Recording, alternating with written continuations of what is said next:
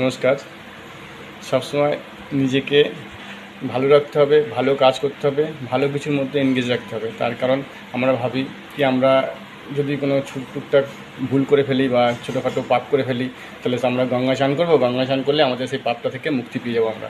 কিন্তু না বন্ধুরা, আমার যারা বয়স্ক তাদেরকে প্রণাম এবং ছোটোদেরকে ভালোবাসা জানিয়ে আমি জানাচ্ছি যে কোনো দিন কোনো পাপ করলে বা কোনো খারাপ কাজ করলে তাকে সেটা ভোগ করতেই হবে।